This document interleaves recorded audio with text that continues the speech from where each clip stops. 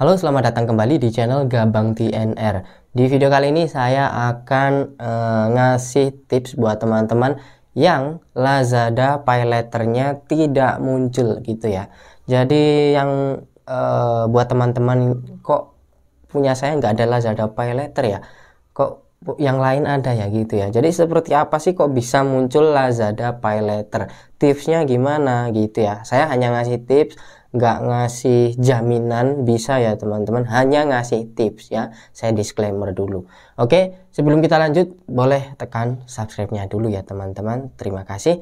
Jadi langsung aja kita bahas. Di sini saya mendapatkan limit 1.500.000 ya teman-teman untuk limit Lazada Pay Later-nya. Nah, saya sempat menemui komentar ya teman-teman, ada yang bilang bahwa di Lazada itu ada last bond katanya. Last bond itu pinjaman uang tunai. Tapi saya kok belum menemukan gitu ya. Apakah itu teman-teman sudah ada yang mendapatkan fitur itu atau hanya hoax gitu ya. Kalau Lazada Pay Later memang ada sih, di sini saya juga mendapatkan teman-teman ya 1.500.000. Nah, kemudian gimana nih buat teman-teman yang nggak muncul gitu ya? Kok punya saya nggak ada, punya saya nggak muncul gituan bang? Tipsnya sebenarnya gampang teman-teman. Kalian tinggal belanja saja gitu ya. Yang pertama belanja saja. Selain belanja apa bang? Kalau nggak belanja tipsnya ada nggak? Ada, yaitu riwayat transaksi di aplikasi Dana.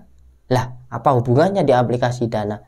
Karena di aplikasi Dana kalau teman-teman kan bisa menghubungkan ke sini ya. Seperti punya saya, di sini akun Dananya terhubung sama Lazada. Saya jujur saja jarang banget belanja di Lazada. Saya lebih ke Shopee gitu ya teman-teman. Tapi kenapa bisa mendapatkan fitur ini? Karena yaitu tadi, riwayat di aplikasi Dana saya, karena sudah saya sambungkan ke sini sejak lama, sudah terhubung sejak lama. Maka dari itu pihak Lazada juga bisa men-track gitulah istilahnya ya. Itu sangat masuk akal sekali membaca riwayat kita di aplikasi Dana, seperti apa transaksinya, kemudian seberapa besar nominalnya, seberapa sering gitu ya teman-teman. Jadi kalau misalkan sering transaksi, nominalnya cukup besar-besar, walaupun nggak besar, yang penting sering transaksi itu kelihatan aktif.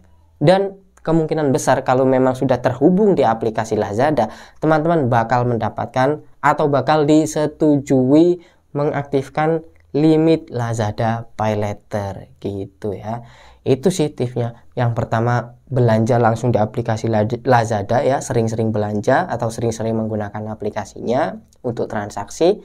Yang kedua, kalau nggak belanja ya hubungkan akun Dana kalian, lalu gunakan aplikasi Dana tersebut untuk transaksi supaya terbaca mutasinya ya teman-teman. Yang terakhir yang nggak kalah penting ya, data kalian harus bersih ya. Kalau data kalian udah busuk istilahnya gitu ya, udah busuk ya nggak bakal disetujui, nggak bakal mendapatkan limit Lazada Pay Later ya teman-teman. Seperti itu tipsnya, jadi sederhana banget ya. Terus misalkan ada yang nanya apakah Lazada Pay Later itu bisa dicairkan bang? Nggak bisa jawabannya ya. Jawabannya nggak bisa teman-teman. Sebenarnya limit Pay Later itu buat belanja. Kalau teman-teman ingin mencairkan itu ya maksudnya harus menggunakan trik-trik tertentu lah. Itu pun nggak 100% dijamin cair gitu ya. Karena itu juga sangat cukup rawan teman-teman ya. Rawannya apa? Rawan diblokir gitu. Akun kita rawan dibekukan lah gitu. Tapi ya teman-teman terserah, kalau memang punya trik-trik yang jitu ya boleh digunakan kalau memang butuh uangnya ya teman-teman.